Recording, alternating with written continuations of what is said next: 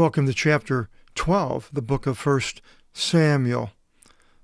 A very important time in the history of Israel. The people want a king and ask Samuel, and who asks God. And Samuel becomes very angry, calls this evil, and is very upset. Basically, because instead of having the priesthood decide the things for the nation, they're now going to have one man, and he may not be a person that is following Jehovah. And so Samuel really doesn't like this. He's mad. But earlier we see in 8:6 that it was wicked in the eyes of Samuel, but that's not, just because it's evil in the eyes of Samuel doesn't make it evil in the eyes of God. Samuel didn't like what was going on. Now, whether God did or he didn't, it doesn't really say, but basically in a few verses later in 8:9 of this book, God says to hearken to their voice. He doesn't say, no, don't listen to them and they're bad and all these things, but to hearken, go along, okay. And then later in that verse, he says then to report the ordinance of the king. So God has a plan for a kingdom. And then in 8:22 of this book, it says, God says to hearken to their voice and let a king reign. So the second time that God has went along with the people's wish. And then in 9:16, God says, anoint the ruler, and he will be a deliverer from the Philistines who were attacking Israel. So anoint. So now he is to anoint. So these things don't sound like something that God is mad at, not as mad as Samuel, as we'll see in this chapter. And then, as a result, it says God changed Saul's heart in chapter 10, verse 9. He became another person. And then in 10:24, it says that the Lord chose Saul to be the king. So the king was chosen by Saul.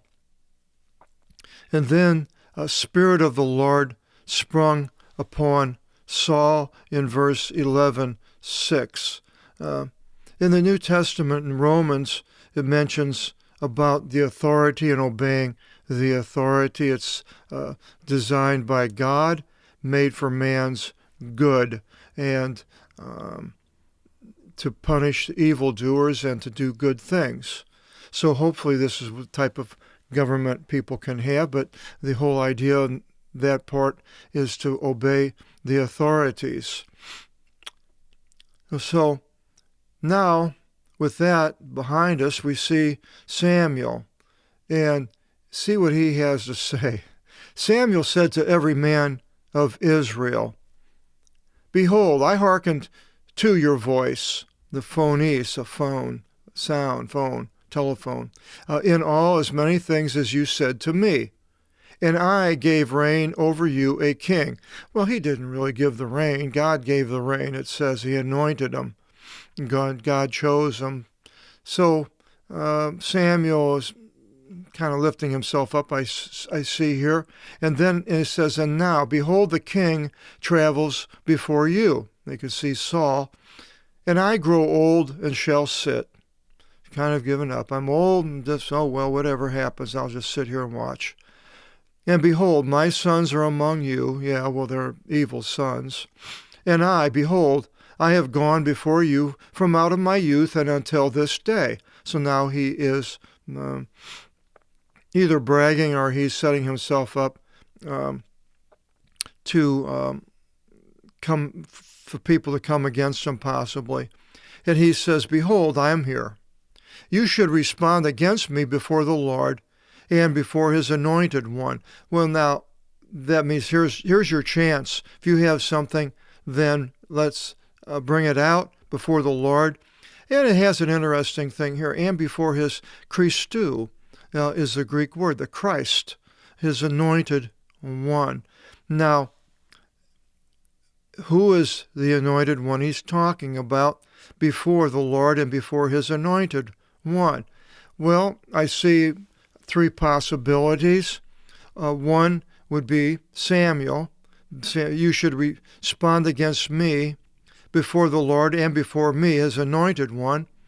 Or it could be King Saul, and you should respond against me before the Lord and before his anointed king, King Saul. That would be another one. And then we read in the New Testament where it says that, behold, the volume, basically the Bible, Old Testament speaks of Christ. And this is exactly the word Christ. And so the third would be, behold, I am here. You should respond against me before the Lord and before Christ, his anointed Jesus.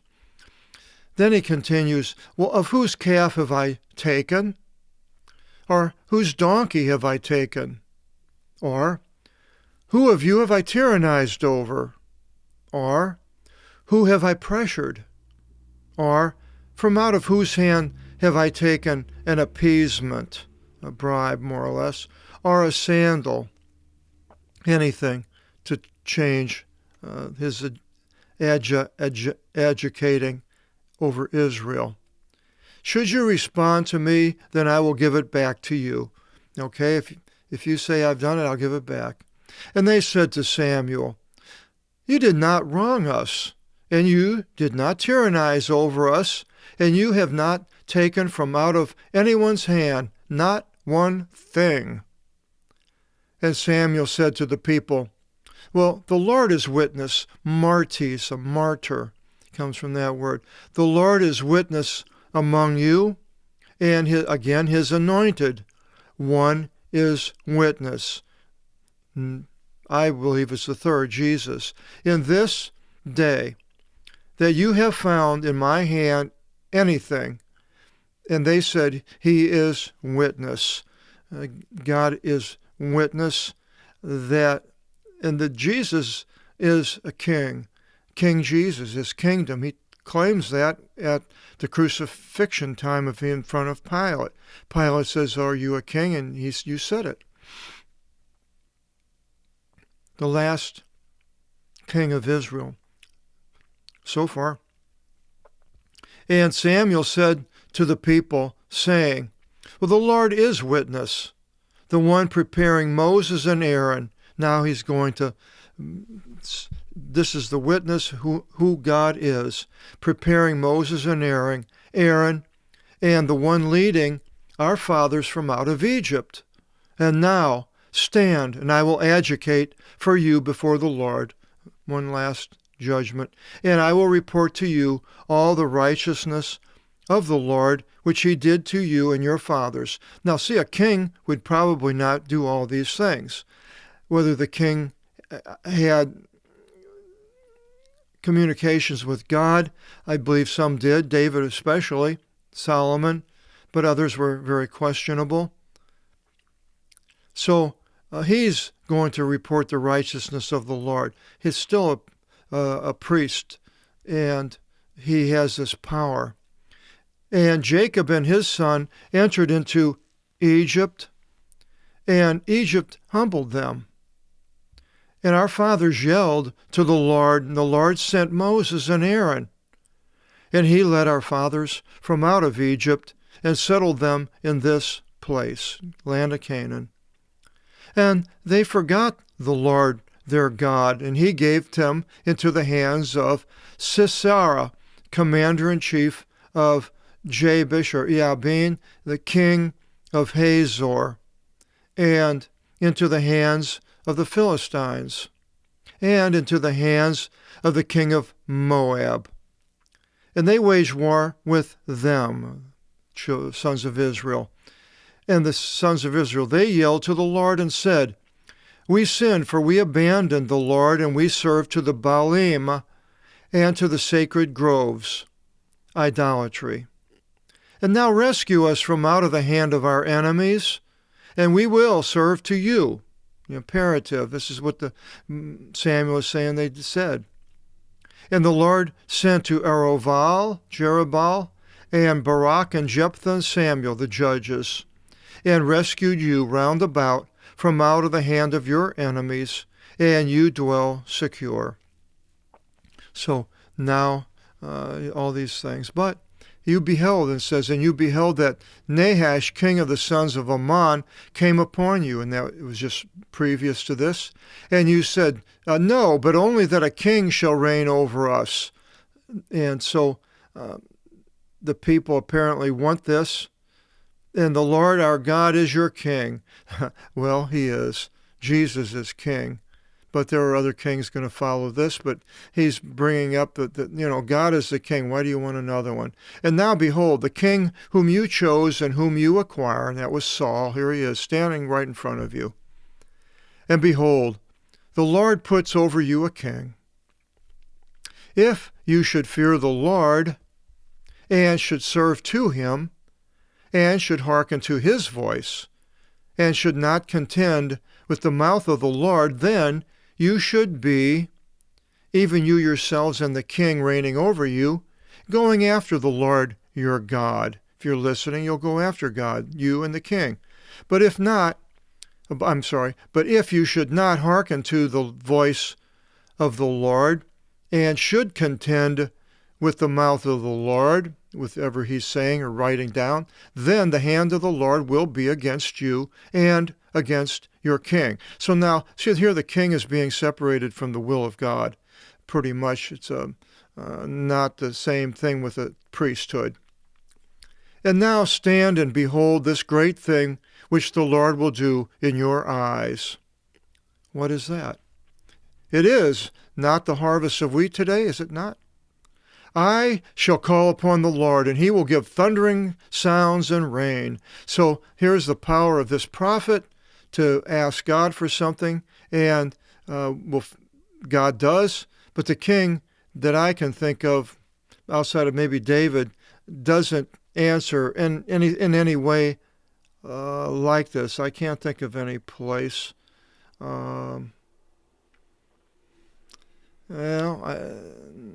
No, not like this. He gave extra years to King Hezekiah. But the Lord, he will give thundering sounds and rain. And know and behold that great is your evil which you did before the Lord. Well, this is his opinion. I don't see where it says anywhere that it was evil. The Lord said it was evil. This is evil which you did before the Lord, asking for yourselves a king. Well, if it was evil, then why did God allow King David to reign, and in the line of David comes Jesus? And Samuel called upon the Lord, and the Lord gave sounds and rain in that day. So he did what Samuel asked. And all the people feared the Lord exceedingly, and Samuel. And all the people said to Samuel, pray for your bondman to the Lord your God, and in no way should we die. So he was able to do this. And it's almost like Moses striking the rock. God allowed Moses to strike the rock when he told him to speak to it, and he rewarded the people. The water came forth, but he did not allow Moses to go into the promised land because of his disobedience. So now it doesn't say that here with Samuel, but Samuel's attitude to me seems similar to that of Moses at that time. And then it says, the people said, for we added upon all our sins this evil, asking for ourselves a king. Well, now the people are saying that's evil. It still is not God. And Samuel said to the people, do not fear. You have done all this evil, except you should not turn aside from following after the law. Yes, you did evil, but you shouldn't turn aside. That's what he's saying, basically. And serve to the Lord with your entire heart, which is what God wants, and that was good advice. And you should not turn aside after the things being nothing. That would be the idols. Now, more good advice, which the people did do. which achieve nothing. These idols don't do anything. And which shall not rescue, for they are nothing. They can't help. Sort of like today everybody is relying upon government. We're going through the shutdown period of time, and the government is going to send everybody $1,200. But government could fall apart. They have. Many governments have fallen apart, and people have lost everything. The economic system fell apart and so forth. And so putting your hope upon government, I suppose you could hope for it, but it might not be as successful at helping you at a time of trouble, sort of almost being nothing here as the idols. For the Lord shall not thrust away his people because of his great name. So even though you did this bad thing, Samuel's more or less saying the Lord's not going to thrust you away. For the Lord took you to make for people to himself. But to me, may it not be to sin against the Lord, to stop praying for you to the Lord, even though he's no longer going to be in charge, but the king will be. I'm still going to pray. But I will manifest to you the good and straight way, which he did, and we find out more. He even comes against King Saul. Only fear the Lord, and serve to him in truth and with your entire heart. An imperative. Fear him, serve him, and with your entire heart. And we can do the same thing today. Fearing the Lord, that he can take away food, he can take away freedom, he can do whatever he wants to do. And we need to fear him, obey him, and then to serve him, whatever way he has planned for us to do his bidding, with your entire heart. Not just if he says to do something, I guess I better do that. But your heart is really not in it. It's not what he wants. For see what he magnified with you, all the things that he's done. And if by evil you should do evil, then you and your king shall be added. And I had two, you're dead, because that's what I believe he's talking about. I don't know what else. They would be added to history or something. So if the people do evil, or your king, well, he doesn't say anything about the prophets doing evil, because there were false prophets that will come out now. And the clergy is certainly not without fault with the children of Israel, as they are not they're at fault today. I was just reading where this one pastor in a church came against the government and said that they didn't have the right to shut the church down. But that's not what it says in Romans. It just says obey the authorities because they're there for good. And if they're there to protect people for health reasons, then I think it behooves the churches to go along with them. All I'm saying is that simple thing. You could throw up straw man arguments about all kinds of possibilities, horror possibilities, what if this or what if that. I'm not addressing all those other possibilities. I'm just saying the basic thing is in Romans, I wish I would have written down, I think it's the 11th chapter, the things that 10th or 11th chapter, and what we are to do in following the things of the Lord as far as obeying the government. Chapter 13, next video seminar, the Philistines wage war with Israel. So now we go back to the history part and the war, and King Saul is now the main focus of the Bible in these 13th, 14th, 15th, and 16th chapters, I believe, until David arrives on the scene. But even then for a few more chapters of David and Saul. But mainly Saul in these 4 chapters. I hope you'll join us, find out what happens with Saul and the Philistines. Till then, God bless.